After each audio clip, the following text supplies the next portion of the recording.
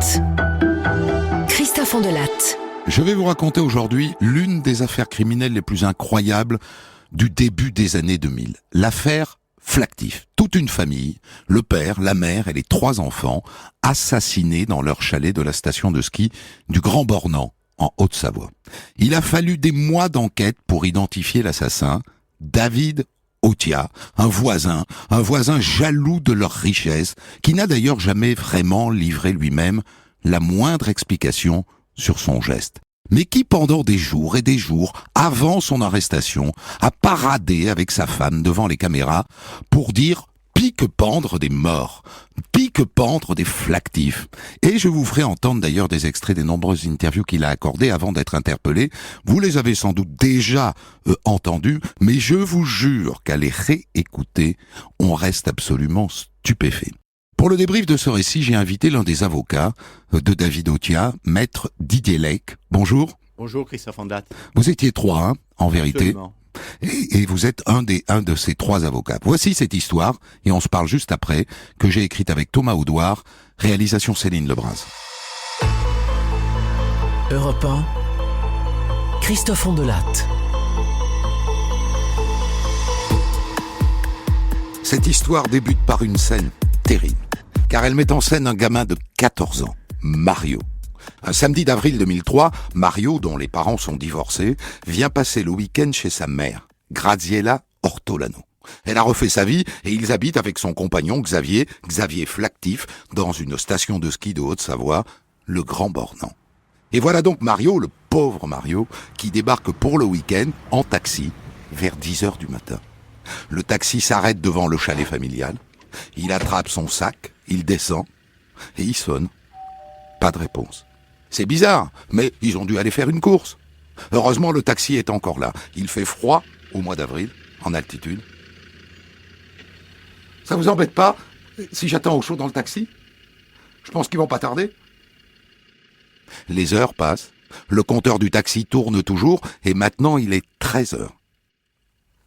Dites, monsieur, vous pourriez m'emmener au restaurant Le Solaré? Ils y vont de temps en temps.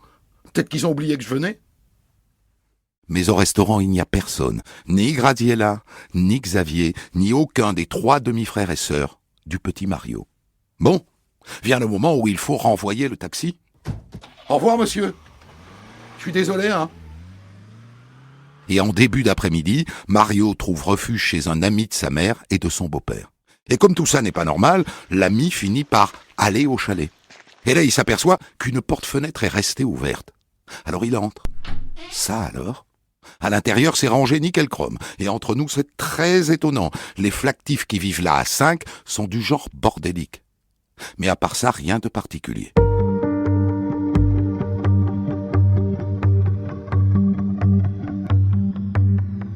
Le soir arrive, et Mario, de plus en plus inquiet, appelle sa grand-mère, Vincenza.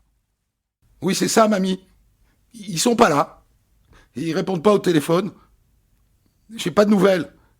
Et il y a personne au chalet depuis ce matin. » T'as raison, c'est très inquiétant, Mario. Faudrait prévenir les gendarmes, non?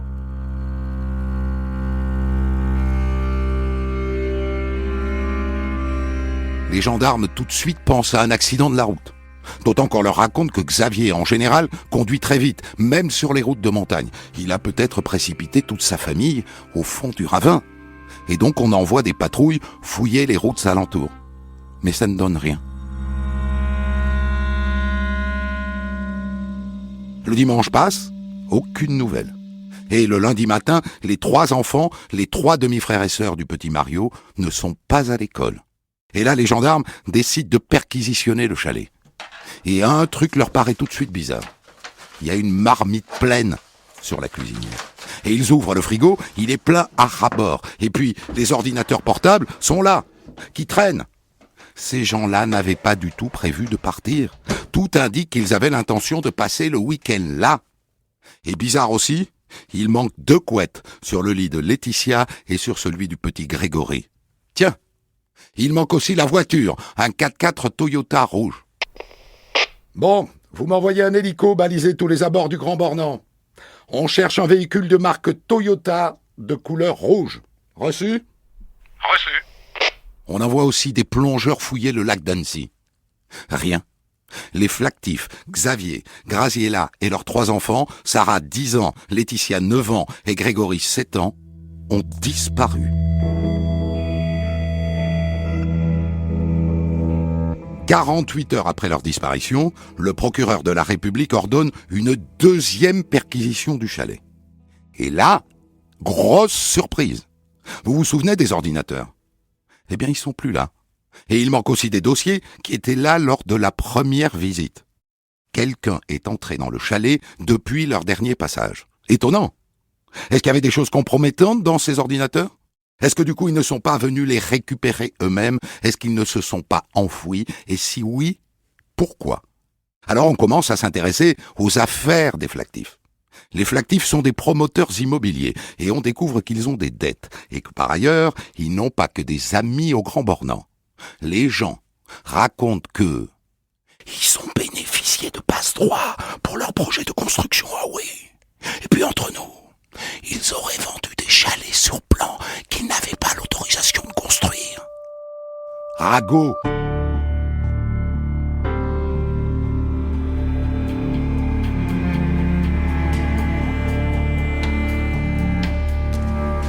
Le 17 avril, ça fait 6 jours que les Flactifs ont disparu, les gendarmes reviennent une 3e fois au chalet. Mais cette fois-ci avec des experts.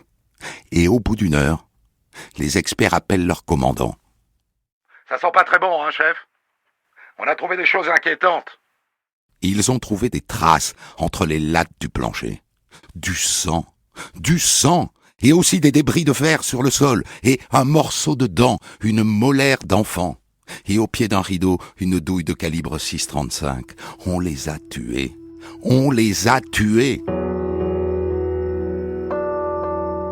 Et ça se confirme quand on s'aperçoit qu'une partie du tissu sur le mur de l'escalier a été arrachée récemment et que la moquette de la chambre de l'une des filles a été découpée sur une longueur d'1,20 m. Si vous ajoutez à ça la disparition des 2 couettes, on les a tués ici, chez eux.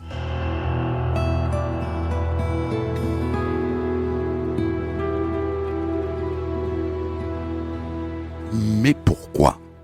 Les gendarmes se lancent alors dans une enquête de voisinage. Et ils ne sont pas déçus du voyage.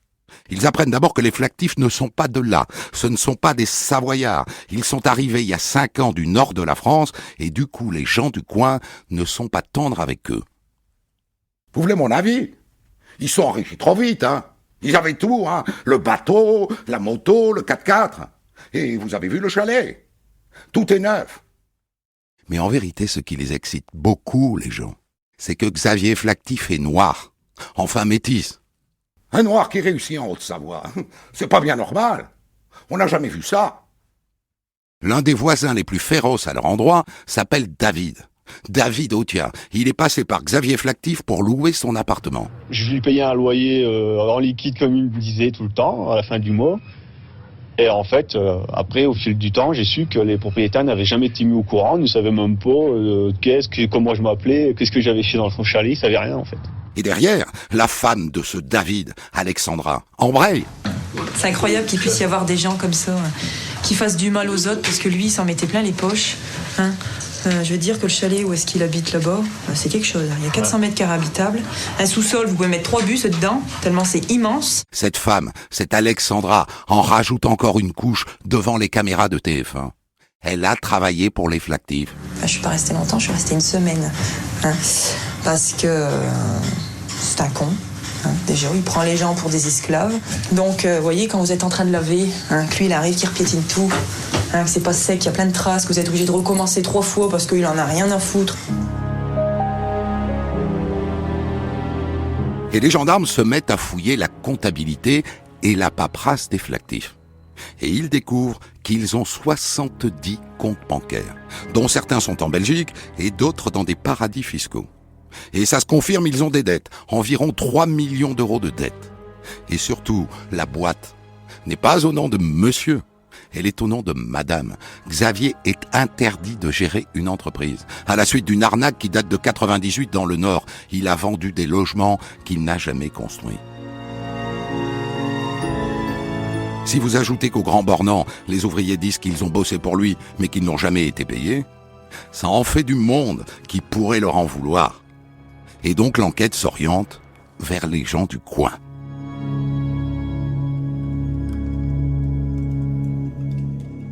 Et là, retour au chalet pour une 4e visite. Et cette fois, on fait venir les meilleurs experts, les techniciens de l'Institut criminel de la gendarmerie de Rosny-sous-Bois. Ils passent le chalet tout entier au Blue Star. C'est un produit qui fait apparaître à la lumière noire des taches bleues fluorescentes, là où il y a du sang. Et il y en a partout. Partout, sur le sol, sur les meubles, sur les murs, sur les tissus. Et la forme des taches montre qu'on a nettoyé, qu'on a lessivé. Le Blue Star révèle 5 zones suspectes. 5. Une par membre de la famille Flactif. C'est un carnage qui a eu lieu ici. Et autant vous le dire tout de suite, malgré la présence de cette douille qu'on a retrouvée sur le sol, vu la quantité de sang et la forme des taches, on ne les a pas tués à coups de revolver ou de carabine, mais sans doute à coups de couteau. De couteau. 5 personnes, dont 3 enfants.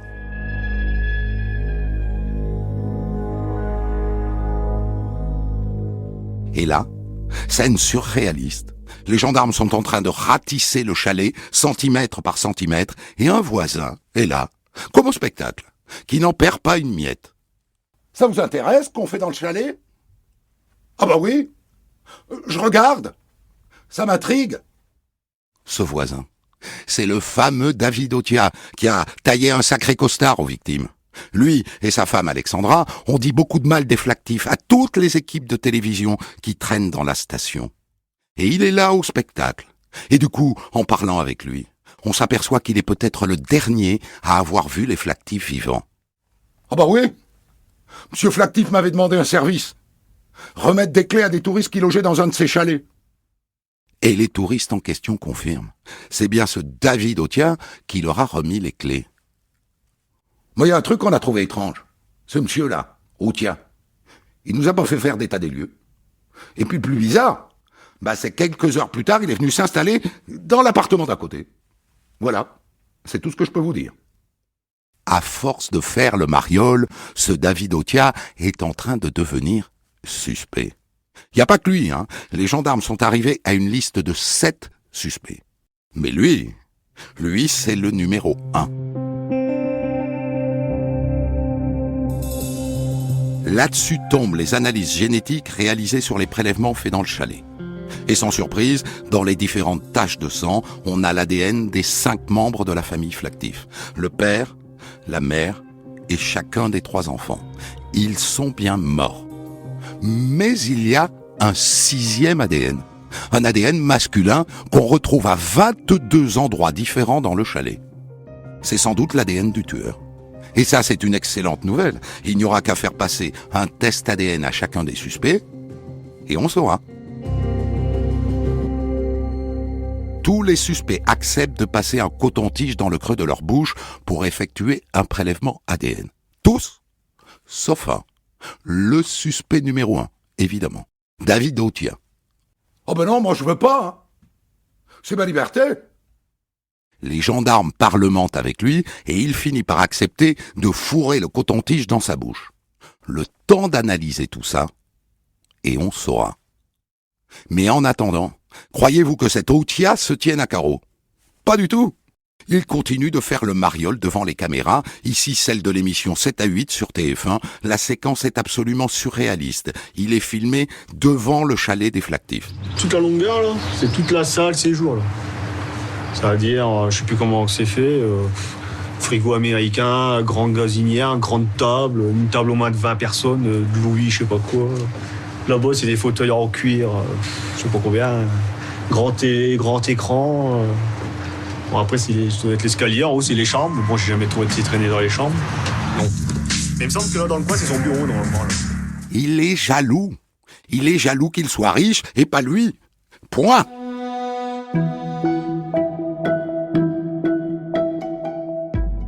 Les résultats des analyses tombent le 15 juillet. L'ADN retrouvé en 22 endroits dans le chalet. C'est lui. c'est David Otia. Le salaud, il parade devant les caméras, sourire aux lèvres, ça serait donc lui, l'assassin.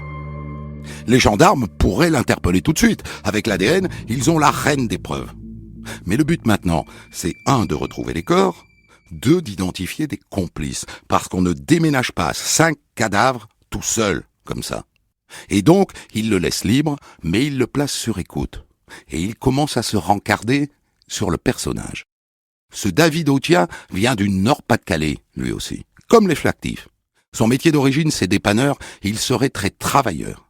Et puisqu'on cherche d'éventuels complices, il semble qu'au Grand Bornand, lui et sa femme sont très proches d'un autre couple, les Aremza, Stéphane et Isabelle Aremza. Des ch'tis, eux aussi. Et en fouillant dans les fichiers, on s'aperçoit que David Otia et Stéphane Aremza ont un joli passé commun. Vol de voiture, cambriolage, siphonnage de réservoirs d'essence. Alors, est-ce que Stéphane Aremza n'est pas dans le coup lui aussi? Les gendarmes le placent sur écoute avec sa femme.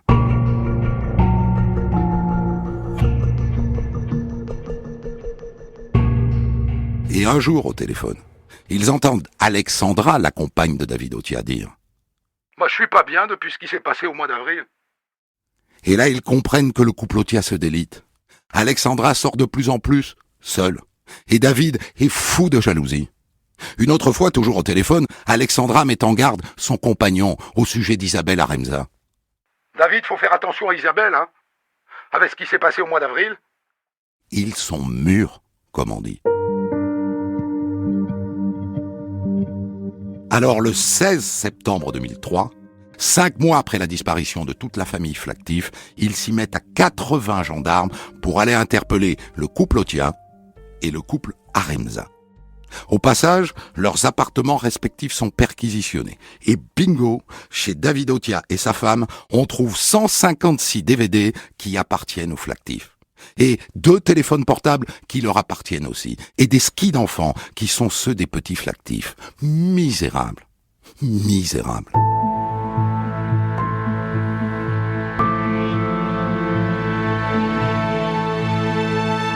En garde à vue, David Otia, qui a compris qu'il était coincé, se couche tout de suite. « Je vais vous parler. Je veux soulager ma conscience. » « Allez-y. » Je suis arrivé vers 5h30. J'avais sur moi un petit revolver, un 6,35, que j'avais pris au grand-père de ma compagne. Je voulais pas les tuer. C'était au cas où, quoi. Quand je suis arrivé, il y avait que les enfants. Graziella est arrivée 20 minutes plus tard. Et puis après, Xavier est arrivé. J'avais un problème avec lui, un problème de logement. Il me promettait un chalet depuis des années, et il me trouvait que des studios à me louer. Je lui ai dit ce que j'en pensais. Il s'en fichait. Alors je me suis énervé. Je l'ai bousculé, on a commencé à s'empoigner, j'ai sorti le revolver, le cran de sûreté était pas mis, c'est parti tout seul. Il est tombé, je l'avais touché à la tête. Les 2 gosses étaient là, ils se sont levés, ils ont pas crié, mais j'étais affolé. J'ai tiré, je sais pas combien de fois. Et ensuite, je suis descendu, et puis j'ai tiré sur Graziella. Elle n'a pas eu le temps de crier, et puis restait la petite Laetitia en haut. Je suis monté, et j'ai tiré. Et après, monsieur Otia? Après, je me suis mis assis sur l'escalier pour reprendre mes esprits. Ensuite, il aurait enveloppé les 5 corps dans les couettes et il les aurait mis dans le 4x4. Et il serait allé jusqu'à la forêt du Roi du Mont pour les brûler. Vous pouvez nous conduire sur place? Oui, sans problème. Les gendarmes le conduisent sur place et au bout d'un sentier caillouteux, il tombe sur un tout petit tas de cendres. Rien de plus. Dans lequel il trouve une douille de 6,35 et une branche de lunettes. C'est tout.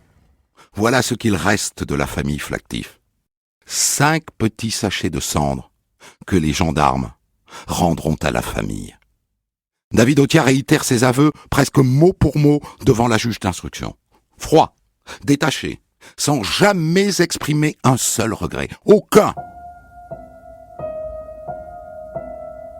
Donc, si on veut le croire, c'était un coup de folie.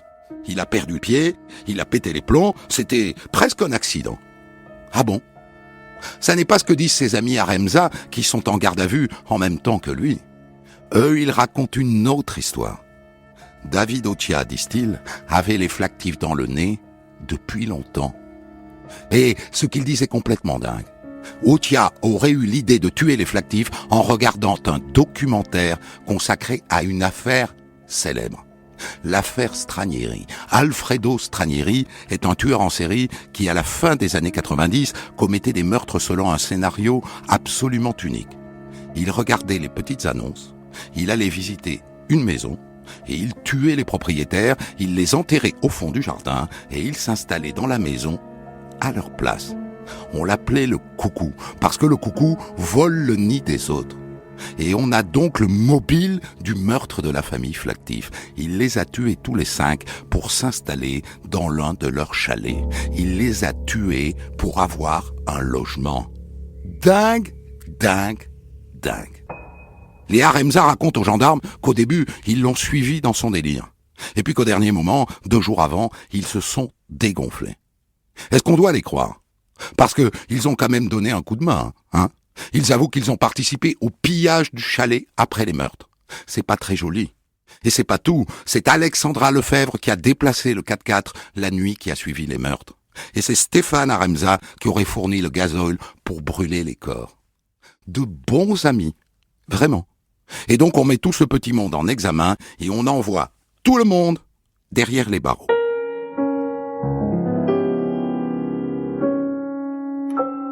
Mais quelques temps plus tard, David Otia, qui a assumé les 5 meurtres, fait marche arrière. Devant la juge d'instruction, il se met à raconter une histoire, à dormir debout. Ah ben en fait, c'est pas vrai ce que je vous ai dit l'autre jour. En vrai, le 11 avril, j'étais dans le chalet des Flactifs, chez eux. Et là, 2 hommes sont arrivés. Ils m'ont assommé, j'ai perdu connaissance, et quand je me suis réveillé, il y avait 5 cadavres autour de moi. Et vous avez fait quoi? Bah, j'ai fait disparaître les corps en les brûlant dans la forêt, mais c'est eux qui me l'ont demandé, ils m'ont forcé à le faire. Qui, ils? Bah, 2 hommes. Je connais pas leur identité, je suis même pas capable de les décrire. Mais croyez-moi, j'ai eu peur des représailles. Baliverne, à laquelle il s'accroche au moment de la reconstitution, il refuse de refaire le geste des 5 meurtres, puisque ça n'est pas lui, puisque ce sont 2 hommes qui passaient par là. La juge organise aussi une reconstitution de la crémation des 5 corps. Je vous rappelle qu'on n'a retrouvé que 5 petits sachets de cendres. Ça ne brûle pas comme ça, des corps. Les gendarmes font brûler 5 cadavres de cochons pour en faire la démonstration. Il leur faut 800 kilos de bois pour les réduire en cendres. 800 kilos, presque 1 tonne de bois. Et David Otia dit qu'il a fait ça tout seul, et que ça a pris 1 heure. Impossible, impossible. Il avait forcément quelqu'un avec lui. Est-ce que c'est sa femme? Est-ce que c'est les Aremza? Ça sera à la cour d'assises de le dire.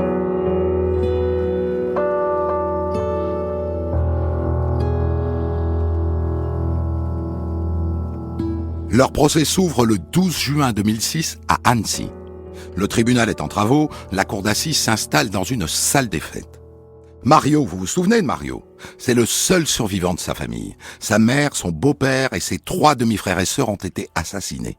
Eh bien, il est là, au procès. Il est au premier rang, du haut de ses 17 ans. Il fait face. Et David Otia entre dans le box, voûté, la tête baissée. Vous vous souvenez que pendant l'instruction, il a commencé par avouer et puis qu'il s'est rétracté.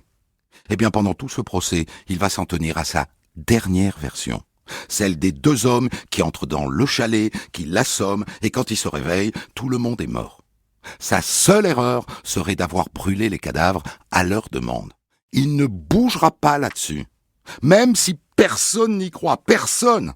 Et il oblige ses avocats à plaider qu'il est innocent et qu'il faut l'acquitter. Il est dans le déni. Les experts psychiatres viennent dire à la barre qu'on appelle ça un clivage. Quand on ne peut pas assumer ce qu'on a fait, on s'invente une histoire. Et entre nous, c'est le signe d'une dangerosité extrême. Mais est-ce que pour autant il est fou? Pour les psys, non. Pour les psys, il est normal. Et donc au total, on assiste à un procès très frustrant. Enfermé dans son déni, Otia ne peut rien expliquer. On veut comprendre et on n'a pas de réponse, et on n'en aura pas.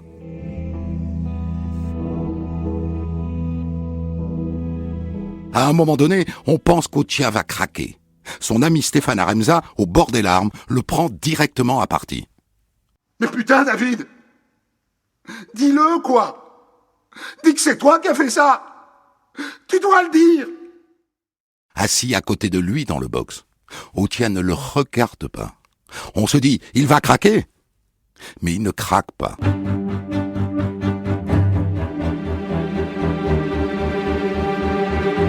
La position des avocats de David Otia est très difficile. Leurs clients leur demandent de plaider l'acquittement. Mais ils voient bien que ça ne tient pas debout. Alors ils plaident sur une cote mal taillée. Ils plaident qu'au minimum, il n'y avait pas de préméditation, qu'il n'est pas venu au chalet avec l'intention de tuer. C'est pas facile, hein, de défendre un lâche. D'autant que le verdict ne fait aucun doute. Aucun. David Otia est condamné à perpétuité avec une peine de sûreté de 22 ans. Sa compagne Alexandra prend 10 ans, l'ami Stéphane Aremza prend 15 ans pour complicité et sa femme Isabelle, 7 ans. Dans la foulée, Otia fait appel, seul. Les autres acceptent leur peine. Mais au début du deuxième procès, Otia fait marche arrière. Monsieur le Président, j'ai décidé de renoncer à mon appel. Il a compris qu'on ne le croirait pas plus la deuxième fois que la première. Entre nous, c'est presque un aveu. Et là, la famille Flactif demande. Est-ce qu'au moins il pourrait nous dire, ici, maintenant, qu'il les a tués? Dans le box, Otia répond par un sourire. Il n'a rien à ajouter.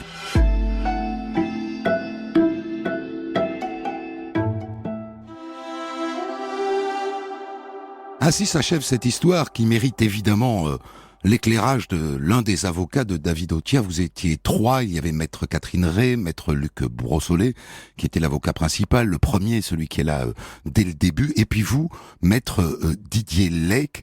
Je voudrais qu'on revienne sur ce moment du deuxième procès. Est-ce qu'il en a parlé avant avec vous, et est-ce que c'est vous qui lui avez conseillé de faire défaut à son appel ? Ce qui relève du conseil qu'un avocat doit à son client et ce qui relève des confidences que fait le client à ses avocats est couvert par le secret professionnel. Donc je peux rien vous dire de précis à cet égard. Ce que je peux essayer, modestement, de faire comprendre, c'est que on se prépare à un deuxième procès. On réfléchit David Otia comme n'importe quel justiciable au risque qu'il prend dans un appel. Lui n'en prenait aucun puisqu'il avait été condamné à la peine maximum. À la peine maximum. Perpète 22 de sûreté. Il ne pouvait pas avoir plus. Non. Ou il ne pouvait pas avoir pire. Et comme n'importe quel justiciable, il arbitre entre ce risque qu'il a été nul et la chance que l'on court à exercer un recours. C'est la raison pour laquelle il a immédiatement, et dans le délai qui lui a été imparti, exercé ce recours. Il s'est écoulé un certain nombre de mois, puisque les délais d'audiencement, même dans cette région, sont longs. Et à l'approche du deuxième procès, avec ses avocats, il a entrepris une réflexion sur les chances qu'il estimait avoir de pouvoir convaincre une seconde cour d'assises. Il en est arrivé, avec nous, et il n'y avait pas une feuille de papier à cigarette entre lui et nous à cet égard, il en est arrivé au constat que les mêmes causes allaient produire le même résultat, et il a pris la décision, qui est un droit, de se désister du recours qu'il avait exercé, le recours ayant été exercé étant lui-même un droit. Est-ce que on peut entendre là-dedans le début d'un aveu ? Je suis personnellement, et pour avoir accompagné, assisté, conseillé David Otia, je suis absolument aux antipodes de cette lecture ou de cette analyse. Ça n'est pas parce qu'il renonce à cet appel qu'il dit publiquement « j'ai tué les Flactifs ». Alors, non seulement objectivement, ça n'est pas ce qu'il dit, puisque on lui a même fait le reproche de ne pas l'avoir dit. On lui demande de le lire. Les parties civiles, qui étaient d'ailleurs dans une espèce de de contradictions internes absolument insurmontables, puisque immédiatement après le premier verdict, moi j'ai participé à un certain nombre d'émissions de radio, de télévision, où les parties civiles à l'unisson disaient « J'espère que ce sinistre individu ne va pas avoir le toupet, l'outrecuidance, l'insolence de faire appel. Il fait appel, c'est un droit. » Et puis quelques mois après, il se désiste de cet appel, audience qui aurait été une épreuve terrible pour David, mais aussi pour les parties civiles. Et à cet instant-là, les parties civiles crient à nouveau au scandale en disant « il se moque de nous, c'est du cirque, etc. » Simplement, il a renoncé à exercer un droit, et cette renonciation est elle-même un droit. Il ne faut pas lire en creux un aveu. La seule chose qu'il faut lire, c'est une forme de lucidité sur le rapport de force, la lecture du rapport de force qu'il a fait entre les charges ou les preuves qui pesaient contre lui et les moyens de sa défense. Et il en est arrivé, avec nous, à considérer que, faute d'apporter d'autres éléments, ce rapport de force arriverait et accoucherait en quelque sorte du même résultat, et que dans ces conditions, le recours était voué à l'échec, à la confirmation, et était donc à ce titre tout à fait inutile. Il y a eu aussi une lecture mais qu'on peut comprendre, qu'on soit coupable ou innocent d'ailleurs, au fond ça n'est pas ça le sujet, mais qu'il n'ait pas eu envie, lui, dont on voit qu'il a du mal à faire face aux gestes qu'il a posés, qu'il n'ait pas eu envie, lui, de faire face à nouveau à tout ce qu'il a fait et qui sans doute lui fait horreur. Ça, c'est une interprétation qui est presque un jugement de valeur ou un ressenti. Ce qui est sûr, en revanche, on le dit beaucoup pour les parties civiles. On le dit parce qu'il y a une espèce de tendance ou de dérive victimaire de l'institution judiciaire. Mais un procès, a fortiori un procès d'assises, a fortiori un procès d'assises qui dure, comme en première instance, 3 semaines, c'est dur, mais j'allais dire c'est dur pour tout le monde, y compris pour l'accusé. Et donc, effectivement, il a sans doute, dès lors qu'il n'avait aucune espèce d'espoir par rapport à une amélioration de son sort judiciaire, il a sans doute, et là aussi c'est son droit, pas au sens juridique du terme, mais c'est son droit d'homme, que de ne pas vouloir s'infliger ça. Je trouve que cette affaire, Maître Lec, est une occasion vraiment intéressante d'expliquer ce qu'est le métier d'avocat. C'est vrai. Bon, lui dit que ça n'est pas lui, bien que tout l'accuse, au point d'ailleurs qu'il est condamné à perpétuité par la cour d'assises. Sans doute voyez-vous que sa position n'est pas facile à défendre. Est-ce qu'il vous demande explicitement de vous aligner sur sa position, qui est qu'il est innocent? Il a une position dont on a rappelé tout à l'heure qu'elle avait été la sienne pendant la totalité de l'instruction et pendant la totalité du procès. Et parce qu'il a cette position, ses avocats l'accompagne dans le combat judiciaire à venir sur la base de ce qui est sa position. Et il n'est pas concevable qu'il puisse y avoir une espèce de dichotomie entre la parole de celui qui est dans le box et la parole de ceux qui sont censés porter la sienne. Mais ça n'est pas totalement vrai, parce qu'à la fin, personne ne demande l'acquittement de David Otia. Écoutez, je me souviens, même si les faits sont anciens et le procès l'est aussi, j'avais plaidé en deuxième, juste avant mon confrère et ami Luc Brossolette, et je peux vous dire que j'avais, sans succès, je vous le concède, sans surprise non plus, quant au résultat, j'avais plaidé l'acquittement. Ce qui est en cause, c'est que, et derrière votre questionnement, qui est un questionnement intéressant pour les auditeurs, moi, ce que j'ai surtout entendu dans le récit de ce procès, c'est que Luc Brossolette avait, une partie de la presse lui en avait fait grief, et de mon point de vue, c'est un grief qui méconnaît la façon dont un débat et un combat judiciaire se mènent. Luc Brossolette avait, in fine, parlé à ceux, plus nombreux dans la cour d'assises, qui auraient été susceptibles de ne pas être convaincus par la thèse de David Otia. Donc c'est au cas où vous ne seriez pas prêt à l'acquitter, est-ce qu'au moins vous voulez convenir qu'il n'y a pas de préméditation? C'est ce que l'on appelle, c'est un peu ça. C'est ce que l'on appelle un subsidiaire. Je vous demande de condamner monsieur Machin à 10 000 euros dans un procès civil, mais si vous estimez que, etc., au moins, à tout le moins... Au moins faites ça. Voilà, bon. Donc en gros, votre position étant difficile à tenir, puisque vous savez d'avance que les jurés sont convaincus qu'il l'a tué. On le craint. Oui. A raison. a raison. Et donc, il y a une porte de sortie qui consiste à démontrer que ça n'était pas prémédité. Et pour le coup, vous avez des arguments. C'est-à-dire, premier argument, il vient au chalet ce jour-là, il gare sa voiture devant le chalet. Ça, c'est le premier élément, ce qui est avoué en termes de précaution pour celui qui s'apprête à commettre un quintuple assassinat est un peu surprenant. Il attend sur la terrasse, au vu d'absolument tout le monde. Quand Donc, il arrive, il n'y a personne. Les enfants sont pas là et les parents sont pas arrivés il non ne peut plus. pas avoir accès à l'intérieur du chalet. Et donc il attend sur la terrasse. Donc il attend sur la Tout le terrasse. monde le voit. Or, on sait bien, puisque ensuite à la reconstitution, il a fallu effectuer des protections, etc. Ce chalet est extrêmement visible de beaucoup d'endroits de la vallée. Donc la voiture en bas de la rampe et lui sur la terrasse. Et puis il y a un élément peut-être moins psychologique, mais qui pesait de notre point de vue un poids de plomb, c'est que si il est dans le projet criminel qu'on lui prête, l'assassinat et ensuite la crémation des corps, il a nécessairement aussi anticipé sur le fioul qui va servir à la crémation. Or, il n'a pas de jerrycan dans de sa façon voiture. constante, pour ce qui est de la période pendant laquelle il reconnaît les faits, confirmé en cela par les déclarations d'Alexandra Lefebvre, il va repasser, ou il serait repassé à son chalet pour prendre le fioul. Troisième élément. Et puis il y a un quatrième élément qui est intéressant, sur ce que l'expression de coup de feu accidentel n'a pas de sens, mais il a dit que le premier coup de feu était parti de façon qu'il avait surpris.